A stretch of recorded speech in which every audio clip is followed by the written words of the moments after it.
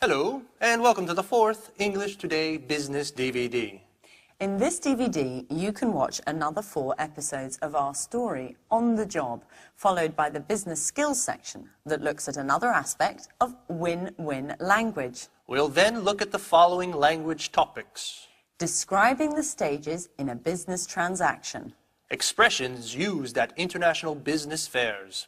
The language and delivery techniques used in presentations. So, have fun and enjoy your viewing.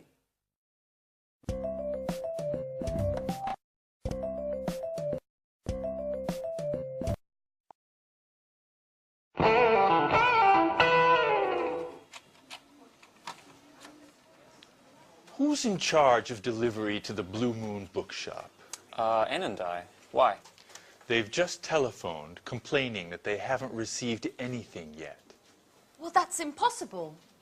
I sent the delivery 5 days ago. That's just it. I don't understand what could have happened.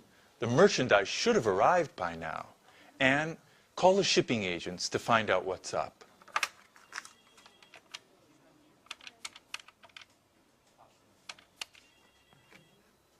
Hello, am I speaking to Fast Shipping? This is Anne Baxter from Pilgrim Publishing. I'd like to follow up on the merchandise we sent 5 days ago. Sorry? What? That's impossible. There must be some mistake. You can't have delivered it. Our client has just telephoned saying that they haven't received anything yet. Okay. Okay, I'll take a look at the paperwork and get back to you. Bye-bye. Well, Fast claims that the goods were signed for by the consignee. Rachel, go get the bill of lading. We need to look into what caused this mistake. Gary, are you sure you provided the exact address? Certainly, I still remember it. It's 35 Lafayette Avenue, Orange. That's it, all right. What about the duty? Do you remember paying it? Duty? Excuse me, Mr. Stevens, but we're EU members and aren't required to pay duty. Merchandise is free to move between the member states, and duty is no longer required, nor is documentation. EU? What does Europe have to do with it? Excuse me, but Orange is in France, isn't it? Good God, Gary. Blue Moon is in Orange, but not in France. Orange is a city in Massachusetts, USA. Call the bookshop immediately. What an idiot. That's why I paid less on freight charges than was budgeted.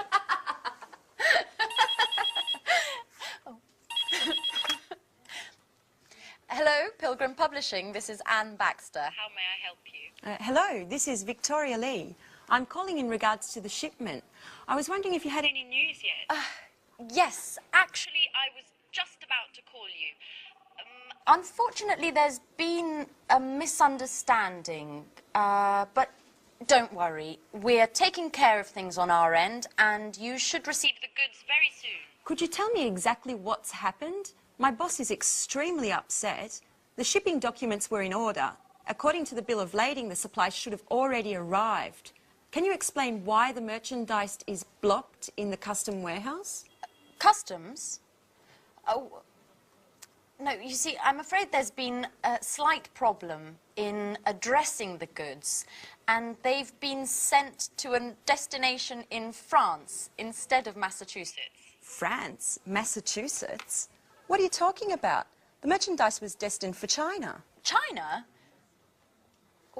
Excuse me, are you the owner of the Blue Moon in Orange, Massachusetts? No, I'm not.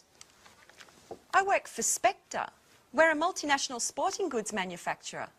I'm speaking with Fast Shippers, aren't I? Well, actually, no. This is Pilgrim Publishing. I'm afraid you've got the wrong number. But we do have something in common. We both use the same courier.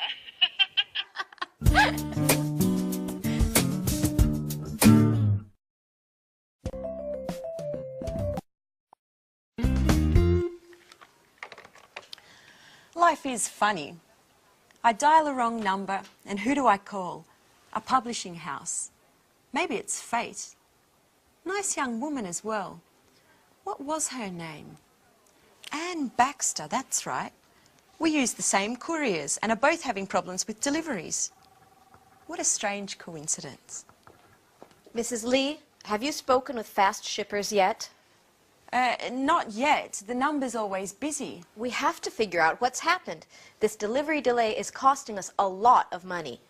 The courier assured us that the merchandise didn't have to pass through customs, that it would have left their warehouse with the customs bill already compiled, without any additional customs requirements. That's right. Considering the shipping costs, they're so high because they include all international delivery costs, such as transit, loading and unloading, assembly, and warehouse storage costs. Just a moment. I've got it. Did you remember to attach the certificate of origin, Mrs. Lee? The certificate of origin? I don't really know what that is. It's never been required for our shipments. The certificate of origin is that document which states the merchandise's country of origin for customs purposes. It's absolutely necessary for companies doing business in countries which don't belong to the EU, provided upon customs officials' request. And China is one of those countries. I'm sorry, Mrs. Collins. I didn't know. I swear it. Up until now, I've never taken care of shipments. This is going to be one very expensive mistake. Oh, by the way, I'll be taking our losses caused by this delay out of your salary.